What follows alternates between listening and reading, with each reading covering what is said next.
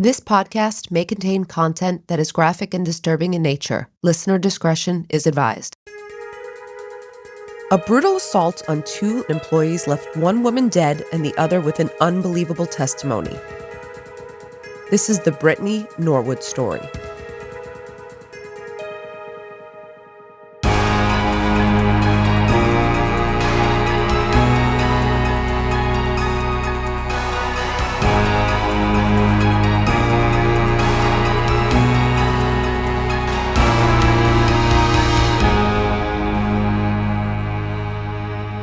Good morning, Amy. Hello, Meghan. Your lighting looks very pretty today. You don't mean that I look very pretty today? I do. Okay. That's actually funny. I thought it was you funny look too. very pretty today. Well, James just got us all new lighting for the studio because we were talking about doing some stuff on YouTube. So we got, the proper lighting set up here, and I appreciate the compliment. Yeah, we should just start putting our conversations right on YouTube. We probably could. Today's episode was suggested by one of our listeners, Michela, who wrote in asking for our theories on the case. I have heard of this case before, but I didn't know of the details. How about you? Have you heard of the Lululemon murder? I have. I've heard it covered on other podcasts before we were podcasters, when I used to actually listen to other podcasts. Well, you still do. You just don't listen to crime ones anymore. Yes, I don't listen to true crime anymore, but I did hear this case on a podcast before we became podcasters. Okay. So I'm sure you're going to teach me some stuff, though. I think so. There were 2 women involved in this case, Brittany Norwood and Jayna Murray. But I'm choosing to focus on Brittany, and by the end, I kind of hope you'll see why. So let's begin with an introduction to Brittany Norwood. Brittany was born in the state of Washington in 1982, and she was 29 years old at the time of this case. Brittany was one of 9 children whose parents owned an upholstery business, and reportedly they were a very close family. Many described her as fun, talented, bright, and ambitious. Brittany was an accomplished athlete, so much so that she landed a soccer scholarship at Long Island University after high school. But Brittany also had a history of lying and theft. She got caught on several occasions stealing from friends and small businesses, but she was always able to avoid any official trouble. However, after she joined that Long Island University soccer team in 2003, Brittany was found stealing from her teammates, and she lost her scholarship and was expelled. But she was determined to become successful in another arena. So Brittany decided to see if she could become a personal trainer. It would be a good fit for her with her athleticism and her love of sports, and it also didn't require a college degree. So she moved to Washington, D.C. to be closer to one of her sisters and began pursuing this new career. To support herself during this time, she spent a few years working at a hotel, but in 2011, Brittany switched gears and was hired by Lululemon. So Lululemon is apparently a high-end athletic store geared towards those who practice yoga. Have you shopped there, Amy, or do you shop there? Meghan, it's very well known, and maybe I'm wrong, but I would imagine almost all of our listeners have heard of it. They become quite the household name. Yeah, apparently so. But they're higher end. Apparently, an average pair of leggings in the store at that time was about $100. So that would explain why I don't shop there. Or not anymore, sorry. Okay. Regardless, Brittany was working for Lululemon at the time, and Brittany's boss was Jayna Murray. 30-year-old Jayna Murray was born on November 22nd, 1980 in Wichita, Kansas, to parents David and Phyllis Murray. She also had a brother named Hugh, and she was reportedly very close with her family. Though she was born in Kansas, Jayna was raised in Texas, and she later attended George Washington University in Washington, D.C., receiving her undergraduate, her 4-year degree from there. She also studied in Madrid for part of her undergraduate education, which I always think is very cool when people study abroad, and I think she was there for over a year or 2. Jayna was in a master's program at Johns Hopkins University in Business Administration and Communication and was managing the Lululemon. Or I don't know if she was the manager. I think she was the assistant manager. But this was in Bethesda, Maryland, as part of her studies. According to reports, Jayna was possibly hoping for a long-term corporate position with the company after completing her master's degree. Jayna loved to travel. She also volunteered for many organizations. She was described as happy, someone who lived life to its fullest. She was athletic and adventurous, and she had a beaming smile in every photo I could locate, just looked genuinely happy.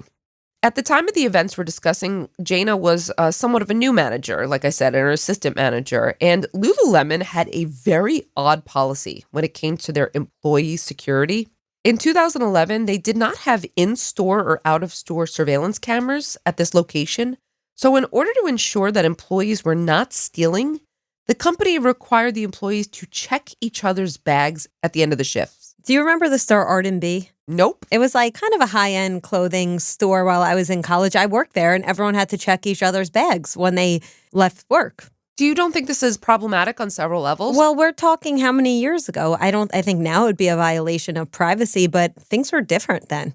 It makes me feel very old to say, but... Yes, violation of privacy, but I'm thinking problematic for other reasons. Like, first, you could simply have employees in cahoots with each other, right? Stealing, like if Oh, yeah. we have an Of course. agreement. All right, I'll check your bag, you check mine. I've worked in several retail jobs, and I've seen this play out like that. So, yes, you're right. It's not always the best method. But also, wouldn't it make you feel uncomfortable and possibly, like, couldn't it put you in a confrontational situation? Like, what if you looked in someone's bag and you saw that they stole something? Like, this is a very awkward position to have to be in. So I just think this is an odd policy. Nevertheless, this was the store's policy, and it led to a very uncomfortable encounter when Jayna and Brittany were the last two employees closing the store on March 11th, 2011.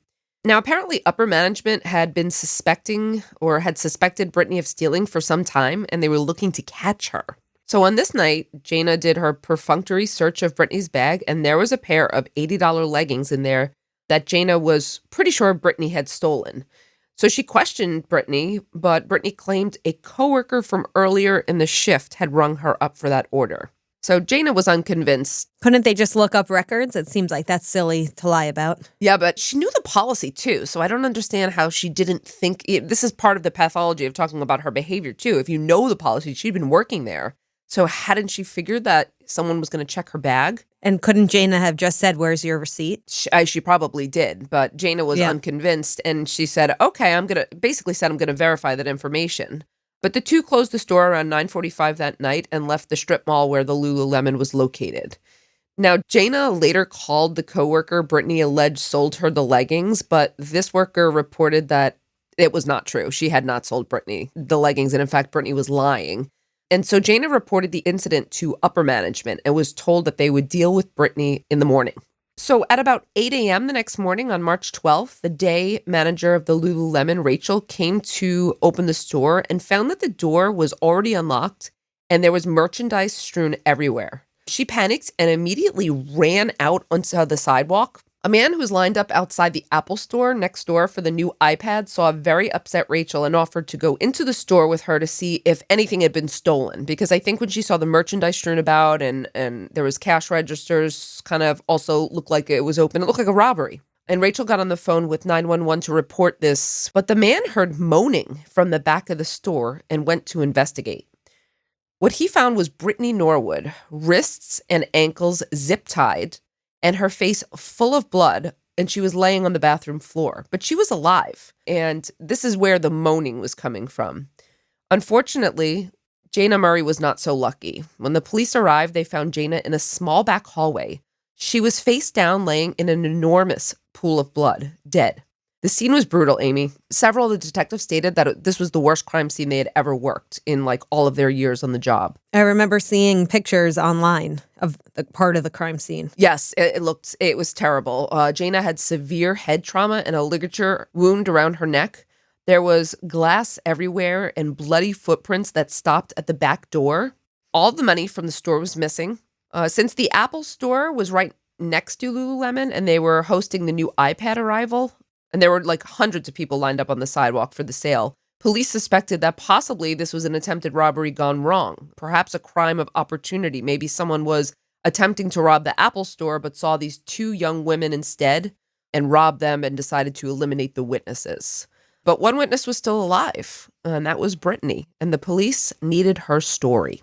Detective Deanna Mackle was first to interview Brittany Norwood at the hospital. Now, Brittany had a fairly deep wound on her forehead and scratches on her stomach, oddly. But fortunately, the injuries weren't that serious, and she was able to speak with the police. Was she in shock? or what was her affect like? Upset, very upset. She was visibly shaking and disturbed.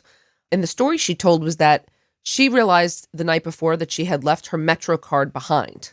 So she called Jayna, who agreed to meet Brittany back at the store so that they could get her Metro card because she said she couldn't get home. According to Brittany, they re-entered the store. Remember, they had closed up around 9:45, but they re-entered about 10 p.m. They went in through the staff entrance at the back of the store. Brittany said they didn't lock the doors behind them because they weren't going to be there for that long. I'm sorry, is there surveillance to corroborate this? No, remember, they don't have surveillance. That's why they have to check each other's bags. There's no outside cameras, though, either. There's going to be some surveillance outside, but not from the Lululemon store, and they are not captured on surveillance. They are not captured on camera. Isn't it crazy when we talk about stories from decades ago? I couldn't imagine going anywhere without there being a surveillance camera now. We talk about this with one of our colleagues, especially if you live in New York City. I think it's something like, 200 times a day you can be captured on camera? Mm-hmm. Yeah. I think it's something like that. So, yeah, it is weird. And this is only 10 years ago, too, or 11 years ago. So this is kind of recent. Okay, so they didn't lock the door. Brittany searched for her Metro card, she said, but she couldn't find it. So Jayna offered Brittany her Metro card as she had driven to work that night and she didn't need it. But as this exchange was happening, Brittany recounted 2 males with ski masks entered through the staff entrance at the back. She believed that they were young, white males with a significant height difference. So she described one of the men as being 6 feet tall and the other one as about 5'3". Brittany said that the men violently attacked them and that Jayna was dragged into the storage room by her hair as one of the men was repeatedly hitting her. Brittany said that she was also hit in the head and her assailant dragged her into the bathroom where he sexually assaulted her before zip tying her wrists and ankles, all while spewing racial slurs at her. As you had asked, she was very emotional throughout this interview, crying, shaking, saying that she felt like it was her fault because she had forgotten her Metro card at the store and asked Jayna to come back, and had she not done this, none of this would have happened. The police ordered sexual assault examinations for both Brittany and Jayna. In the meantime, they began searching for their 2 suspects in Jayna's car. Because remember, Jayna had returned, and so her car should have been parked right there if she was just running into the store, but it wasn't. It wasn't near the store. A Bethesda police officer said he remembered Jayna's car from the night before, though, seeing it parked a few blocks over in a lot, and recalling it because it had Texas plates. And he also reported that he thought he saw someone in the car. Meanwhile, they're investigating, but this story of these 2 young women viciously assaulted at a Lululemon store was all over the news. I mean, that part I do remember. It was being reported as a robbery turned murder. And initially, Amy, Brittany's story matched the scene's evidence. You said the police were checking for signs of sexual assault on both victims. What did they find? You're going to have to hold on to that, but it's a good question. Okay. Let me just tell you what happened before then, though. They did locate Jayna's car 3 blocks away, and it was immediately taken in for forensic testing. This was a good lead for the police early on, and one came right after that.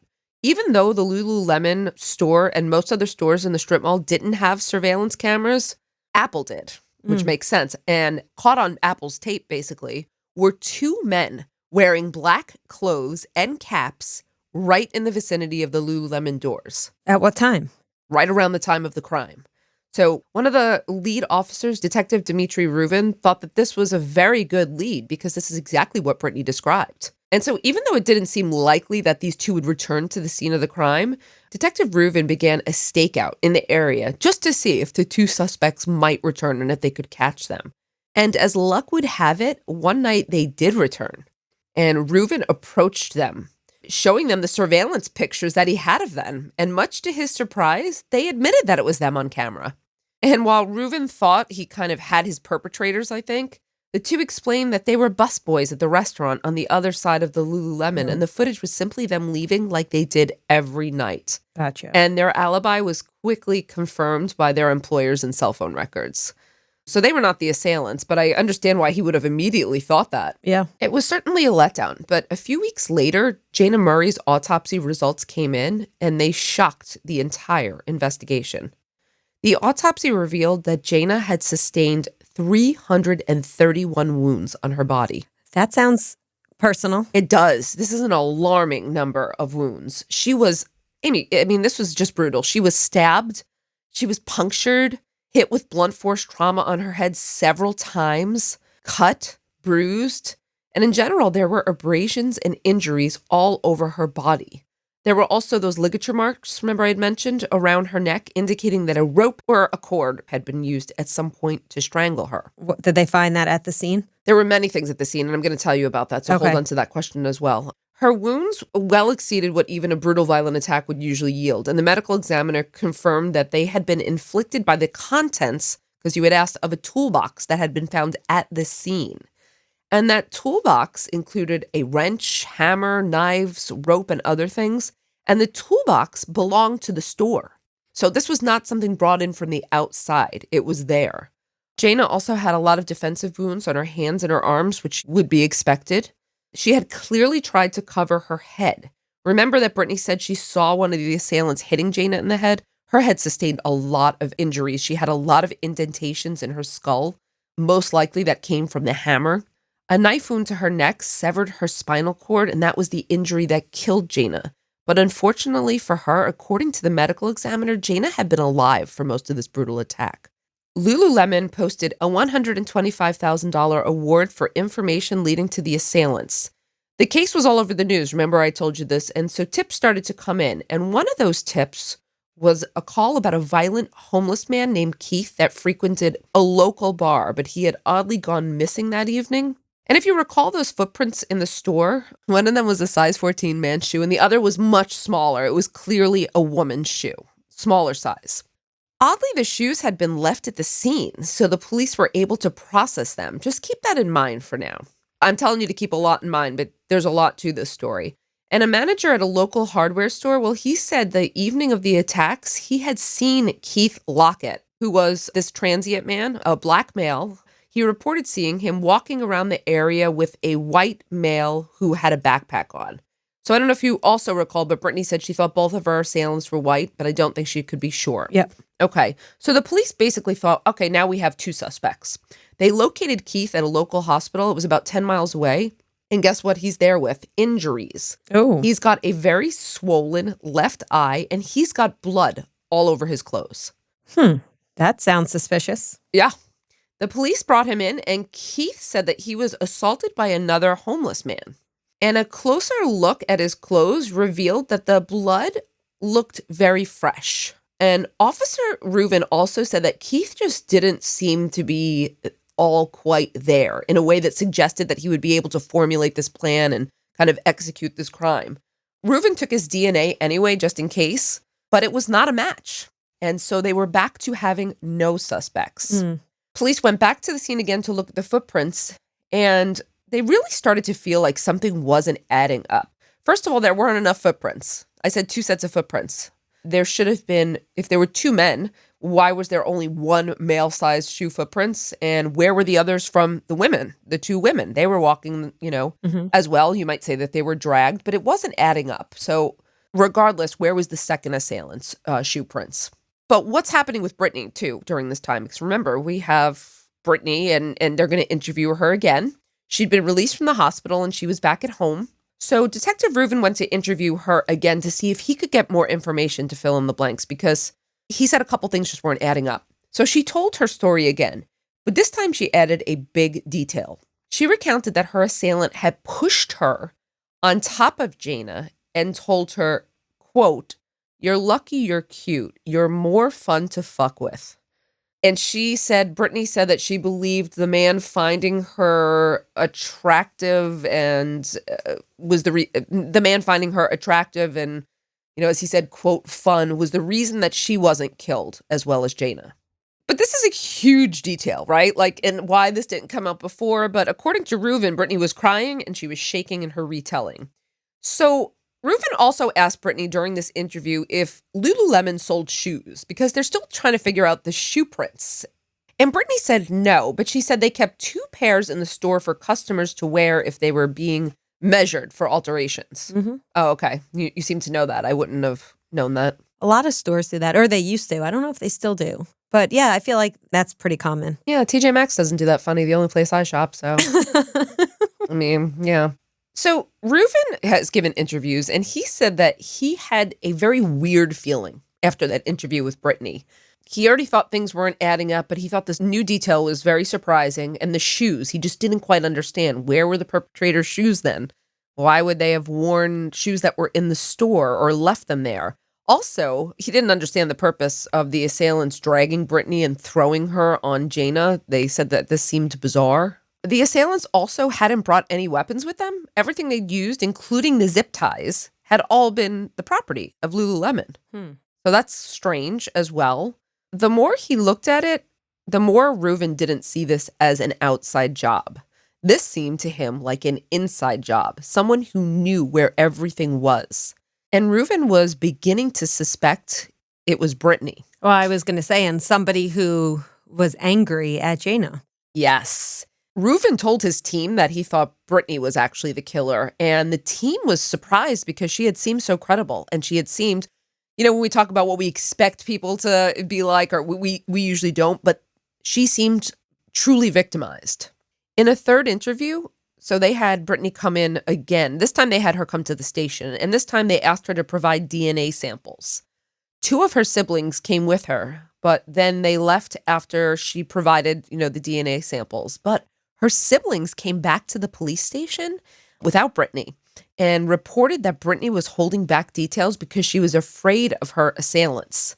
So the police invited Brittany back for a 4th interview. Now, let me ask you, do you think she was lying to her siblings? Yes, I don't think her siblings knew the truth of what was happening.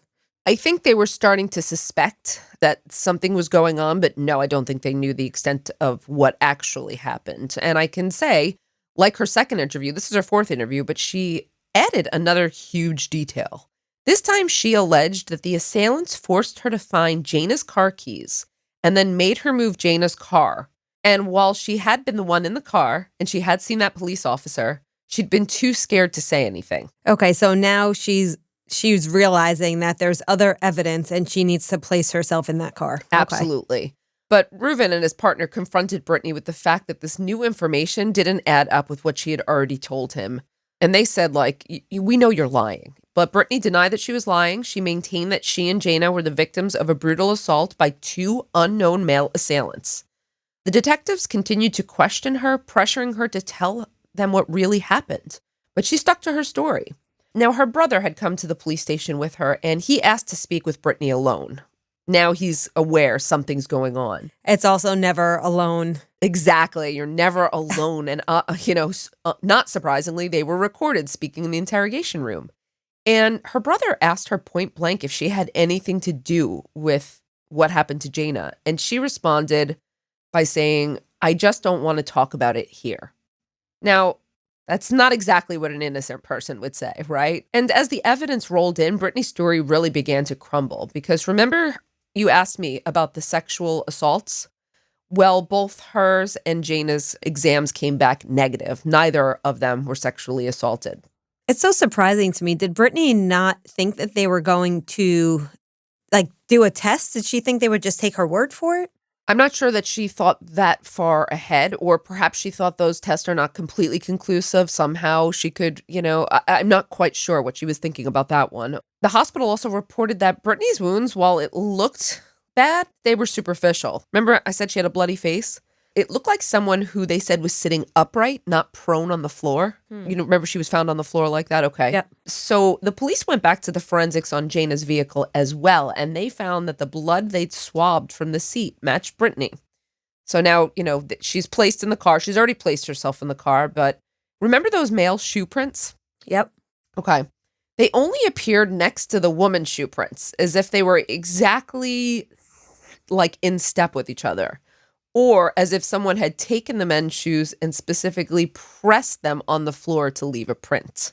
Okay, so you're starting to see that come together. Mm-hmm. With all of this evidence, and after this interview, the police arrested Brittany, and she was charged with the murder of Jayna Murray. Jayna's family was shocked, as they'd been so worried about Brittany during this whole ordeal. Can you imagine the betrayal they must have felt? Oh my goodness. So what actually happened at this store at this Lululemon in Bethesda on March 11th? Interestingly, Amy, Apple store employees who were right next door, remember how I told you the store was located adjacent? They heard noises coming from the Lululemon store after 10 p.m. on that fateful night. They reported hearing grunting, yelling, and thuds. You can actually look it up and you can see the Apple employees on surveillance listening at the adjoining wall. Why didn't they do anything? Well, nobody called the police, but one Apple employee did report to a security guard who apparently did not follow up on this. Let me tell you something. According to a transcript, I'm quoting here, the employee heard one female voice which sounded hysterical and another female voice saying, "Talk to me. Don't do this. Talk to me. What's going on?" The employee heard additional screaming, yelps, and yells, and also heard a voice say, "God help me. Please help me." What? Yeah, no, she didn't believe it was the same voice as the other one who said, "Talk to me," but she wasn't quite sure.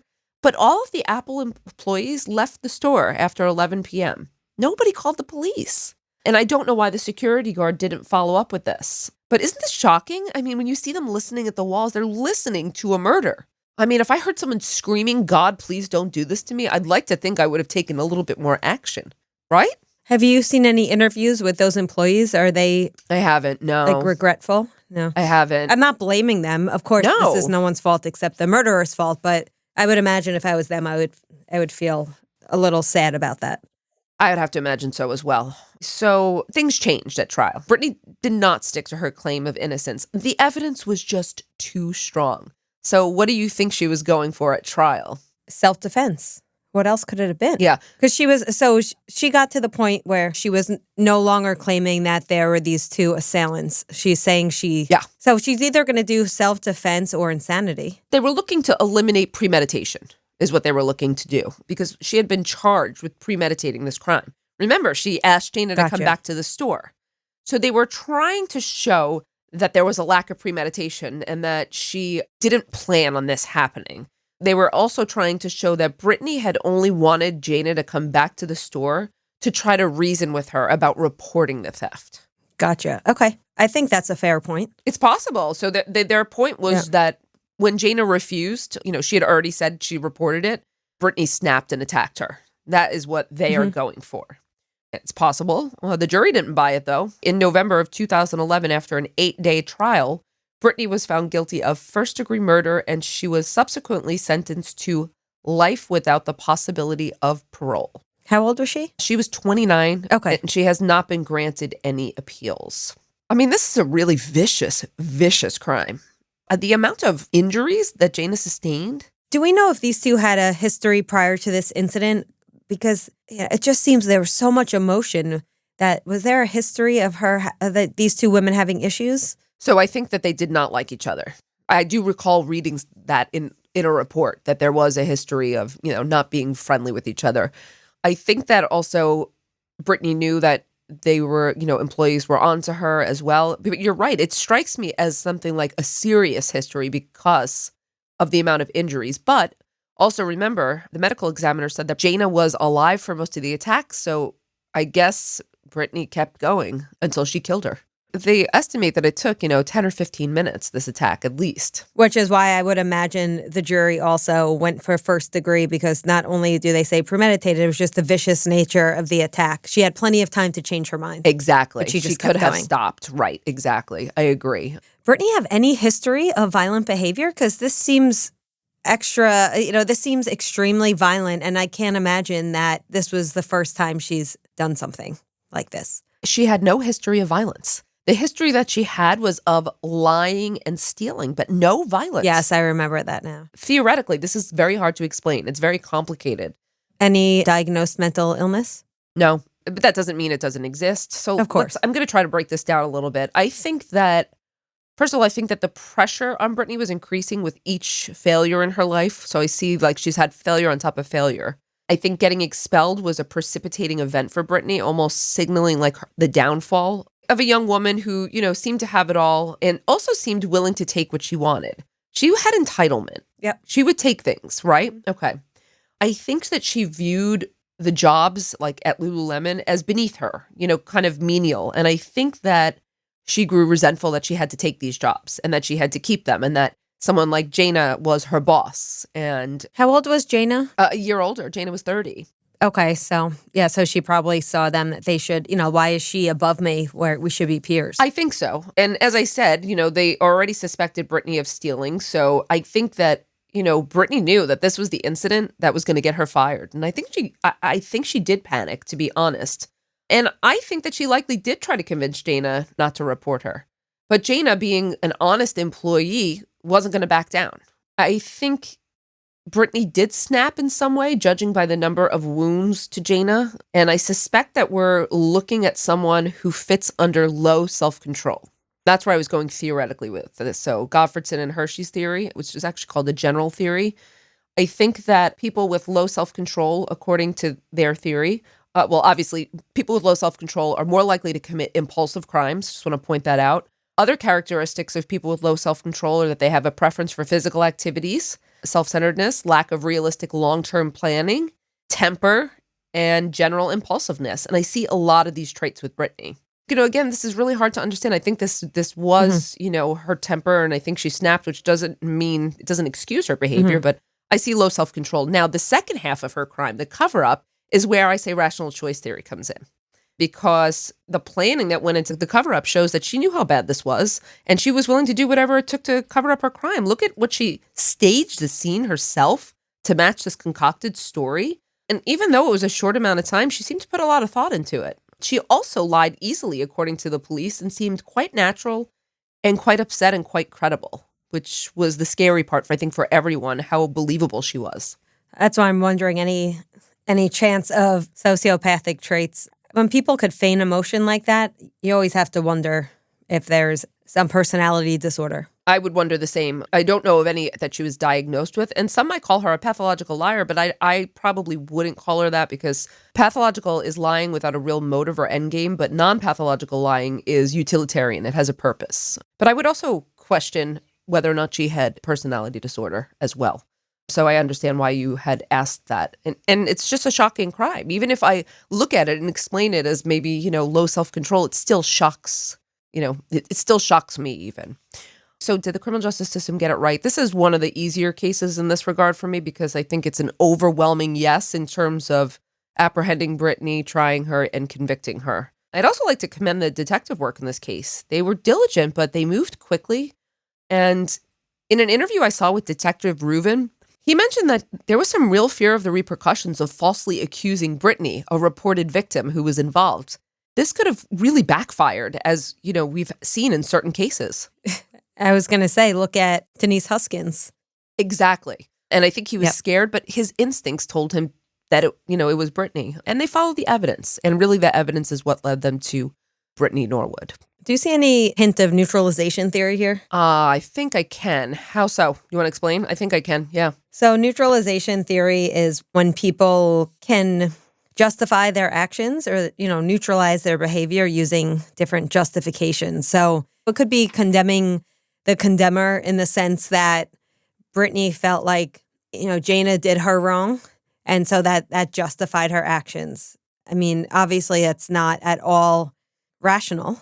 Brittany might have even been denying, responsibility in that regard. It's definitely possible. So I know that some people might ask why the episode was named the Brittany Norwood story and not the Jayna Murray story. And the only reason why is because we had to focus so much on, I had to focus so much on trying to figure out the explanation for what Brittany did. And it was more about determining the criminological motives and the theory on this. And that's the only reason I named it the Brittany Norwood story. I just wanted to point that out for anyone who, didn't quite understand. I just felt like I had to really do a lot of digging on what would have driven this woman to commit such a heinous crime. Almost every crime we talk about, I think, could be explained routine activities theory. Yes. But I do think this one, I have to mention it. So routine activities theory talks about the presence or absence of three variables. So the lack of a capable guardian. So there was nobody else around to protect Jayna. And as we mentioned, there wasn't even surveillance, right? You had a motivated offender, Brittany, who was angry, upset, seemingly spiraling, and then an attractive target, which would be the fact that Jayna was somebody who angered Brittany. And again, she was by herself. And apparently Brittany was able to overcome her, either by having a weapon or her strength, whatever it was. Yeah. I mean, that fits. Routine activities theory explains a lot. The only reason I don't usually go to it is because it I know. assumes, You like it as macro. Yeah. Right? I do. I like it as macro because Yeah. it's supposed to explain crime rates, not singular crime, but also because it just assumes that everyone's a motivated offender. And that's the problem. You have to dig into the motivation. That's pretty much that theory. They just assume everyone has a motivation. So, what does it matter what someone's motivation is, mine or yours? But it certainly fits. And it does explain that, of course, the lack of surveillance really plays a role in this crime. So thank you for pointing that out. Okay, before we go today, I think we also have some questions from our supporters, right? Yes, we have 2 questions today. Let's take the first one here. Other than criminology, what were you interested in studying, or did you consider anything else? So I've told you before that I was interested in psychology and just social justice in general, but I did study nutrition for a hot minute. Oh, I could see that. Yeah. All right. Yeah. And then what happened? I don't know. It was just too much science for me. Yeah. And I wanted to do something more, social justice related. I studied communications for a hot minute, but it just wasn't for me, even though I liked the sound of my own voice. It was all the other stuff that I just wasn't crazy about. And I actually studied, I think I've said this, political science, because my advisor told me that criminal justice was just a trend and it would pass. Wrong. So that was it. But someone had also asked us what we would do if we didn't do this. And I know that I said once that I would be, probably would want to be a crime reporter. And in some ways, I guess I am, but writing about it. The next question asks, what are your views on the MAOA gene and the assertion that abnormal versions of the gene can result in aggressive behaviors? So the MAOA gene has earned the nickname warrior gene. That's how I refer to it when I talk about it in my class. Basically, it's just a gene that has been linked to aggression in observational and survey-based, studies. But there's been no experimental studies that have been able to show that the warrior gene actually drives any type of aggressive behavior. So I'm a little skeptical of it. I definitely don't think that it should ever be used as a defense. Maybe it could help us understand why some people, looking at nature versus nurture, why some individuals thrive in certain environments that other people don't. But I think there's just too many other genes that play into it, too many variables, too many factors to ever look at, this one gene and say that this is the reason. I also just would point very simply to the fact that correlation is not causation. So it's possible that there's, a correlation, but that doesn't mean it's what drives the behavior. I do believe, though, if someone does have an abnormal version of the gene and then that individual experiences a traumatic event, then yes, that could create what we consider the perfect storm of nature versus nurture. Absolutely. And it could be that the gene is responsible for aggressive behavior. I just don't think we could say that for sure. Well, thank you so much for your questions. We appreciate them. And we'll catch you next time on Women in Crime. Women in Crime is hosted by Meghan Sachs and Amy Shlosberg. Our producer and editor is James Varga. Music composition is by Desert Media. If you enjoy the show, please remember to subscribe and leave a review. You can also support the show through Patreon, where you can get access to additional ad-free content such as virtual happy hours and an extra full-length episode each month. For more information, visit patreon.com/womenincrime.